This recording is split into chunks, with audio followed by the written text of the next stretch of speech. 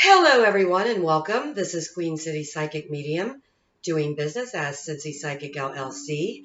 And in this video, I would like to share with you my experiences as a psychic medium with earthbound spirits, stuck spirits, and demons. Okay? And keep in mind that this is just my experience. I am not a goddess and I am not a god, so I do not know it all. Okay? But I am enjoying sharing my videos regarding my work. So let's go. Okay. So I went to read a house, and I had the former owner, which was a woman that had passed in a spirit, come through. And I had a Native American woman come through. And the Native American woman, when she left, she walked out the back door and she went to the left. And I told the homeowner, and she said, "Oh, wow, really? Because there's Indian mounds that way, not actually just, it was feet, okay? You could actually see it from the door, okay? And which was great validation for me. And before I left, the lady that had passed in the spirit, that had owned the home prior to these people, she showed me a man. She told me his name was Steve. She told me that he had OD'd on heroin and that he was the neighbor's son. And I saw him banging on the front door of their house. Okay. And he was frantic, and he would walk around to the side a little bit. So I don't know if he was looking at a side door, a basement, walk-in door, or whatever. But this man was frantic because he had died. This had been months since he had died, okay? And it's the homeowner that told me that Steve, and she confirmed the OD. And so I did have validation and confirmation with this. So anyway, this guy was stuck because what happened is he died tragically, okay? And he was shocked, all right? And so he was stuck in that energy. He was stuck in that moment because he did not calm. We have to calm.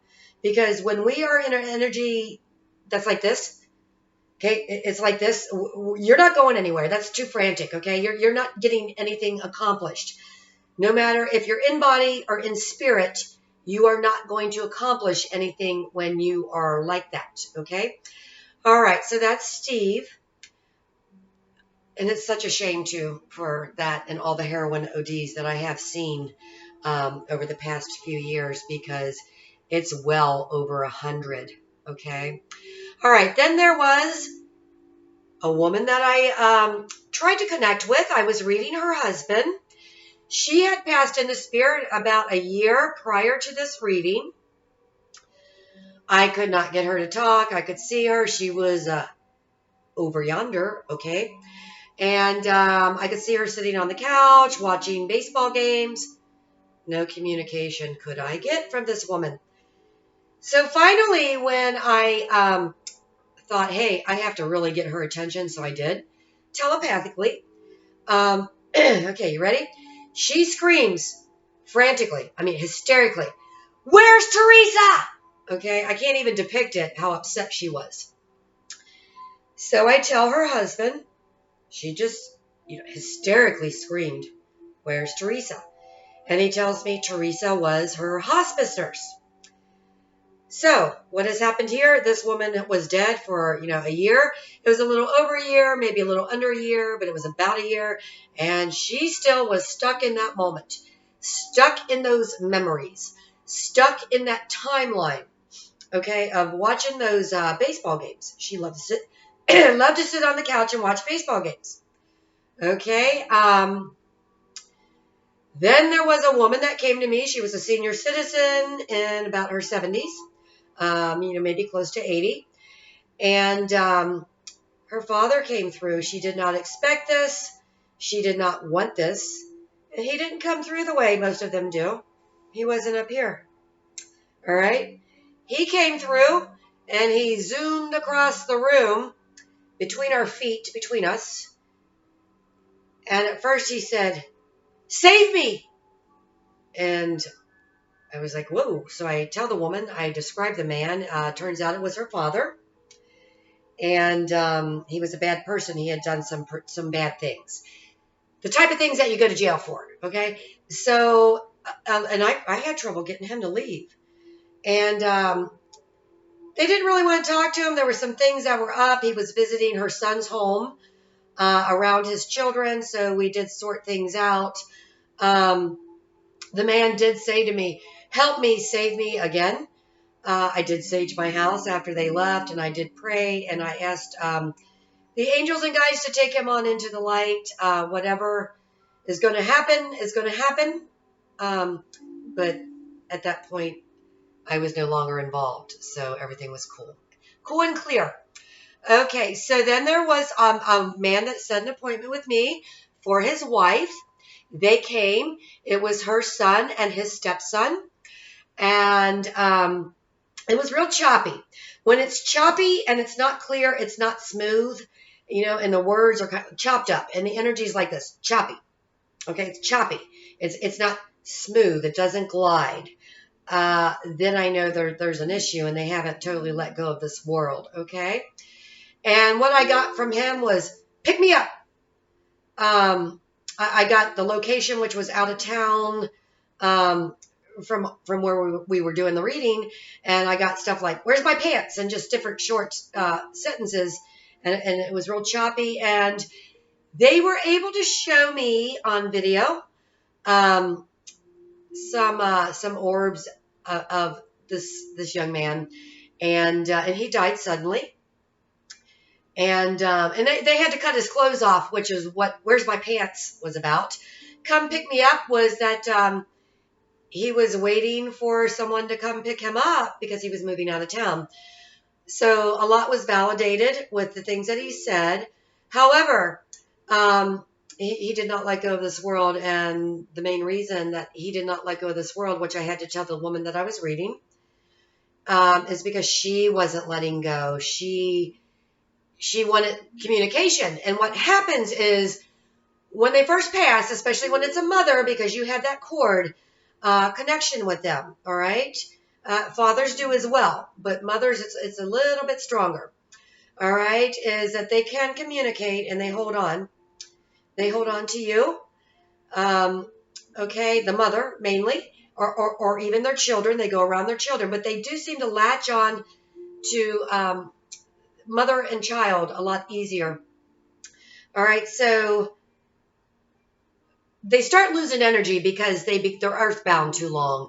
So then they lose their communication skills and their energy. So then they have to go, and after they go and they do their review, their reflection, I prefer to call it a reflection, then they can communicate a lot easier. All right, so, all right. Let's see here. What else? Okay, so I do want to talk about electrical occurrences and, like birds and pennies and feathers and jewelry and phones ringing and, TVs popping on and changing channels and stuff like that. There's nothing scary about that. Unless you got something like really freaked out going on, then that's a whole nother story. But they will blink lights. We are electricity, and we are electricity in spirit, okay? So they will interfere with that stuff, okay? So don't be afraid. Just know that they're trying to communicate, and just calm, relax, and try to help them as much as you can, okay? Now, one of my personal stories, and this was confirmed through music before I even knew what was going on, because that's the way it happens for me.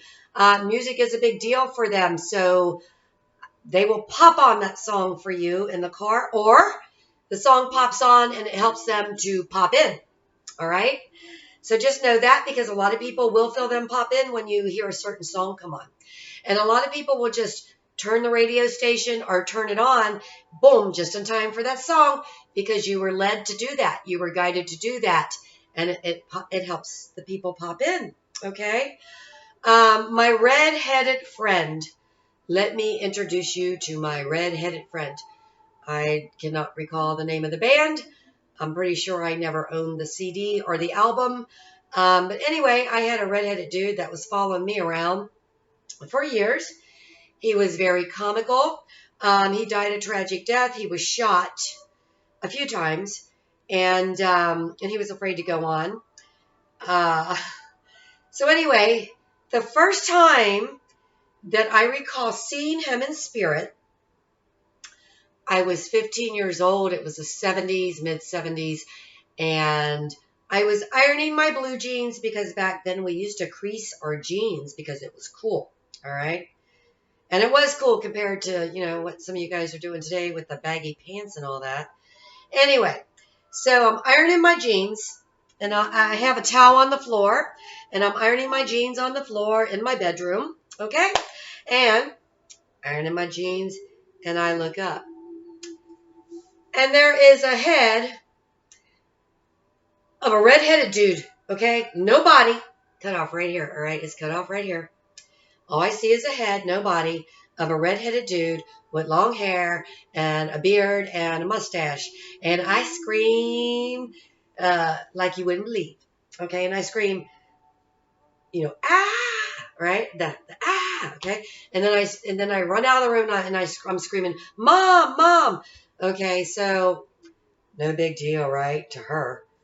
Okay, so I describe him, and she just smiles, and she says, he's not going to hurt you. It's okay. I made her walk me back into the bedroom, and I started ironing my jeans, but I was terrified, all right? I mean, if he had a body, maybe it'd have been a little better. I don't know.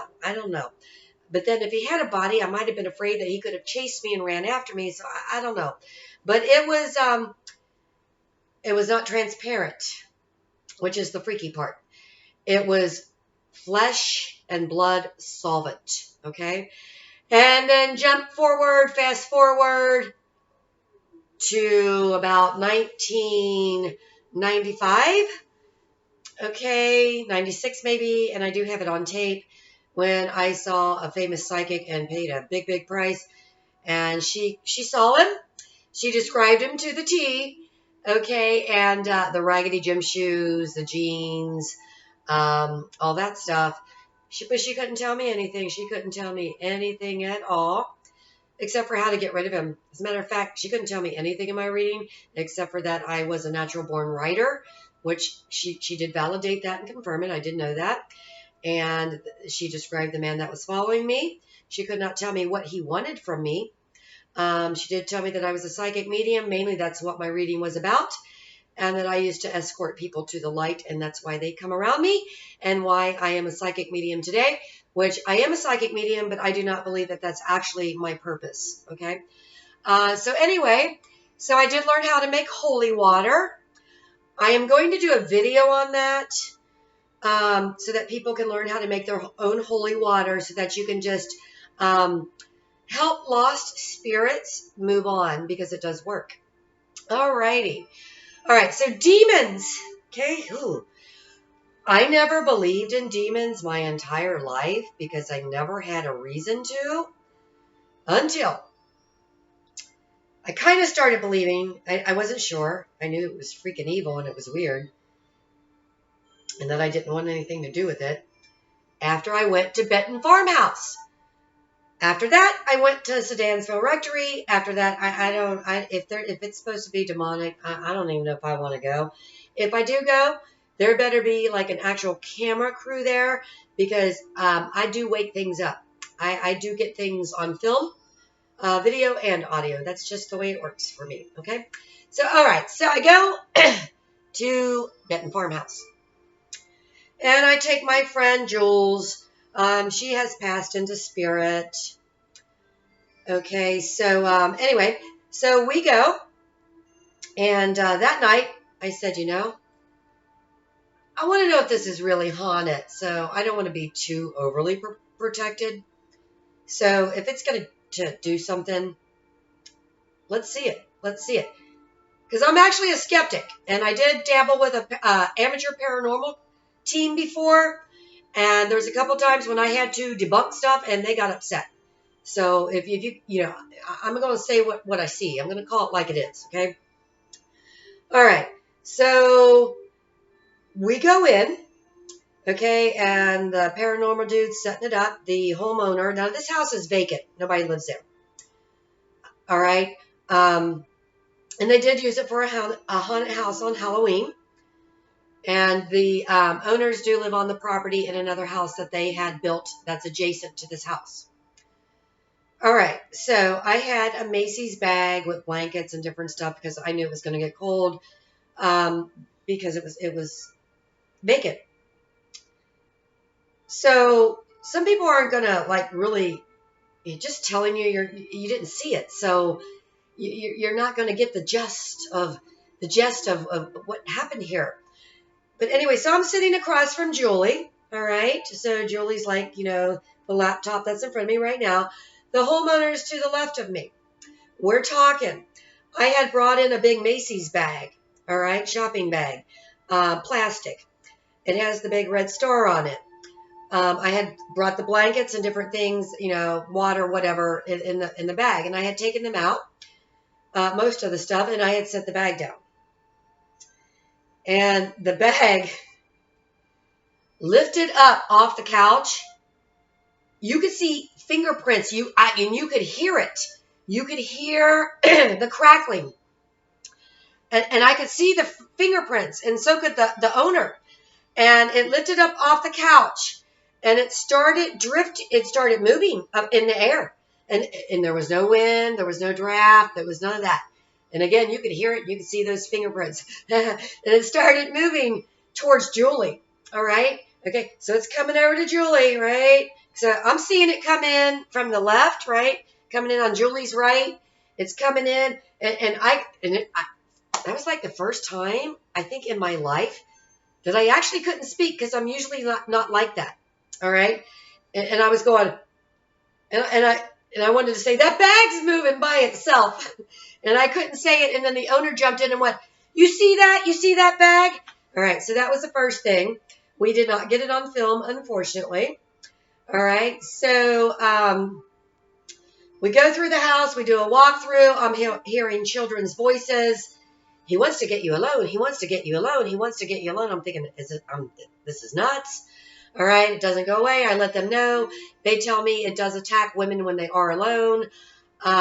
So we did the reading on it. You know, I did my mediumship thing. And then I'm picking up a murder. So I tell the owner, there was a murder here. And she says, no, there wasn't. And I said, oh, yes, there was. And she says, no, there wasn't. My family's owned this since the 1920s. And I said, there was a murder here before your family came, or your family's not telling you something. Okay, so we go down to the basement. And wow, man, don't protect yourself always before you go somewhere like that. All right? I didn't believe in demons. I knew this thing was evil. I knew it was powerful. I don't know what happened in the basement. I felt so funny and weird and off, okay?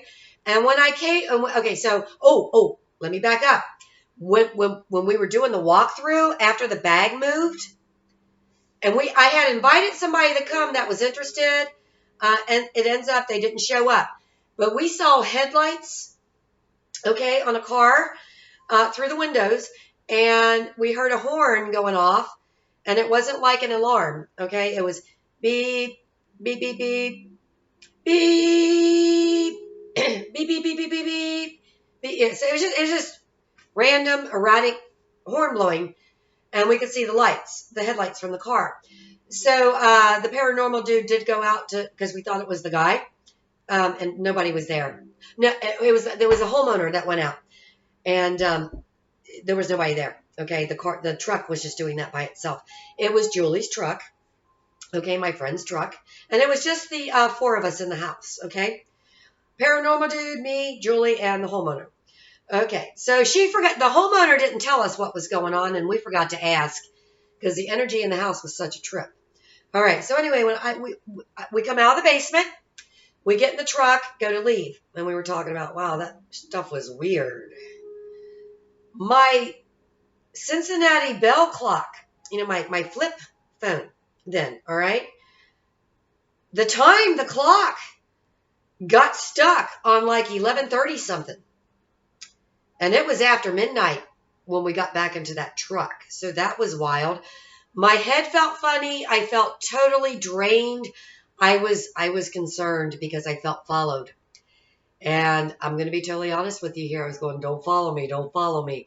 And I think it was in Julie's truck, and I think it did follow her because her boyfriend did break his leg right after that in several places to a point that he ended up on disability because he was never going to take a job again, being able to stand or walk. And Julie stepped on a swordfish right after that and ended up with her leg cut off and had a couple heart attacks, and then she ended up dead.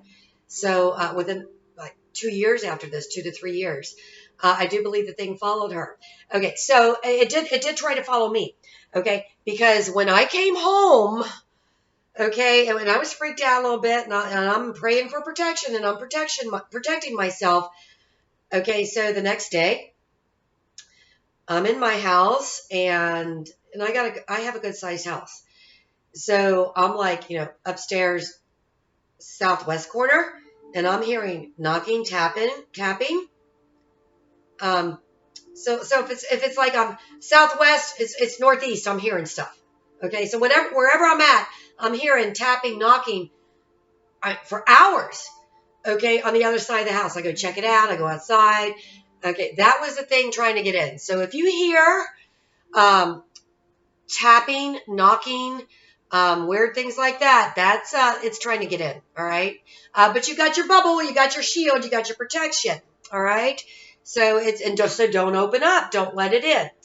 All righty, so I wasn't sure that was a demon, but I was kind of like, I don't know, but I know I don't want to experience anything like that again. So I go to Sedansville Rectory, and I think it's all a bunch of hype.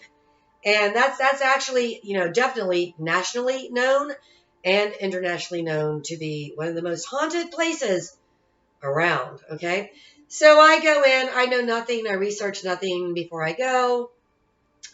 I take my sister with me because I don't know any better. Okay, so I think it's all a bunch of hype. I go, and the paranormal team was not even... They had just started setting up the equipment, so it wasn't even close to being complete yet.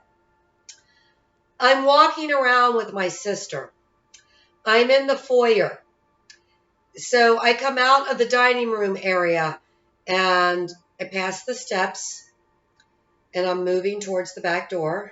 It's directly in front of me, and oh my God.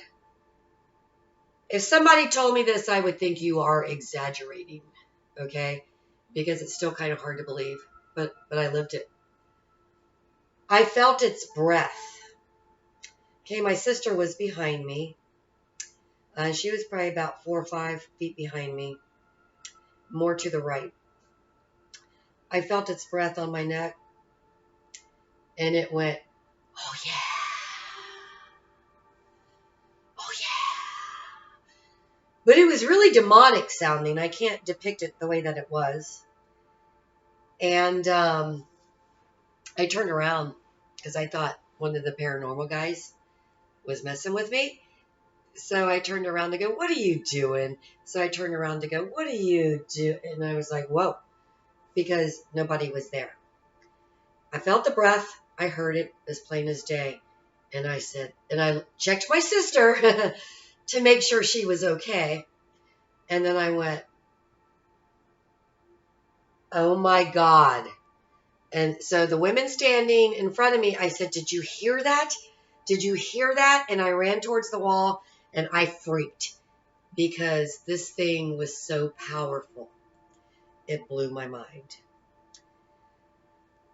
And actually, before that even happened, standing in there, I will describe to you what demonic forces feel like.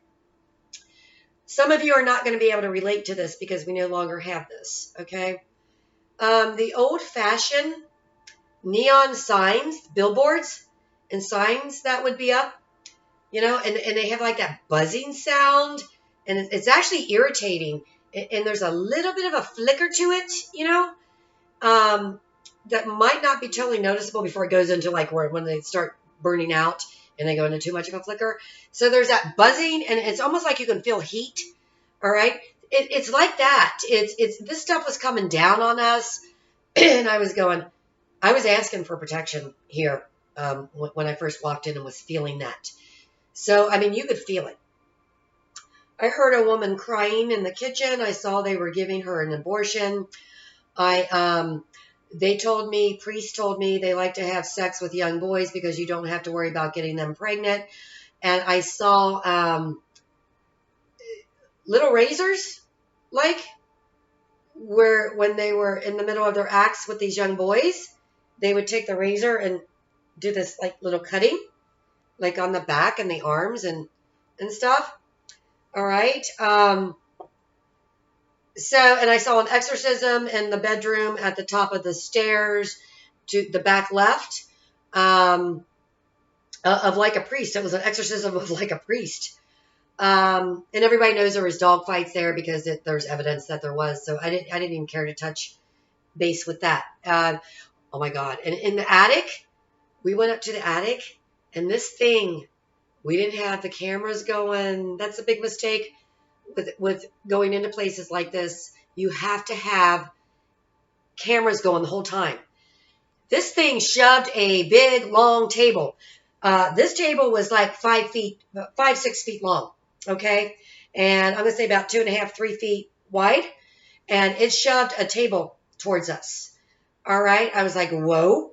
Again, I'm looking out for my sister. And then we head down the steps and I went ahead and left.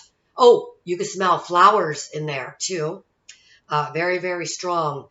And so I had to check it out, make sure nobody was dropping any scent, to psych us out. But, so that place was freaked out, man. So I got out of there, and I knew it was demonic. Oh, and I'll tell you what happens to me. This happened to me at the Benton Farm House, and it happened at Sedansville Rectory. When I'm standing there and I go to try to feel it, the floor feels like it's slightly bouncing, and that it wants to go and pull me down. Okay. That's the way that energy is. So, everything is a practice. And as you work, you will become familiar with what's going on with it. So I did want to share that with you. Residual energy, where we're picking up like the same things over and over. I don't really believe that's earthbound spirits. I believe it's just residual energy, as in it's, the Akashic record recordings, because everything, every living thing, every part of every life is being recorded. This is how psychics, okay, and channelers tune stuff. We go to the Akashic records, all right? And that's how we get information. Spirits on the other side have access to the Akashic records in a flash. They don't even have to ask. They just have to think, and boom, it's there. It pops right in. Okay, so I think what might be happening there is there may be some kind of, I don't know, time glitch, time warp. There are portals. We can create portals, good portals, bad portals. So I did want to cover the residual energy because it is very interesting. And let's see, is there anything else I can cover here before I go? I have covered in other videos that we do go through the reflection. And after we do that is when we get access to the Akashic records. You're not going to really have access to the Akashic records if you're earthbound, if you're clinging to earth. And there's different reasons people do that. Some of them are afraid to go on. Some of them think they have to stay. Some of them, I mean, sometimes we can have, murder-suicide or something. And then the victim thinks they are stuck here because of that spirit. And then we can also have, freaked up spirits come around before we leave the earth. and maybe we're frightened of them, you know. And we could also get caught up in 4D. Okay, 4D, the fourth dimension, I believe, is a dream state for the most part. Fourth and fifth dimension, I believe, is we do the dream state there. Okay, fifth dimension being more angelic. Fourth dimension, a messy place, in my opinion, a messy place. I guess I'm just going to call it that for now, okay? There's all kinds of stuff there because it is multidimensional, and I do believe it's infinite. And I did channel once. They told me there's 9 dimensions that us humans deal with, and I will do a video on that sometime. Okay. All right, and we're going to have to talk about heaven and hell because I did get some glimpses. And that's it for now. So anyway, I hope you enjoyed my video. I enjoyed sharing with you because I know that there's, some people that have experiences just as I do, and they're going to relate to it. And some people have questions, and I'm hoping that I help provide some answers. And I wish you all peace, love, light, tranquility, calm, prosperity, joy, and just all the good, beautiful things that life has to offer. So embrace it, okay? And until next time, my star seeds, peace out.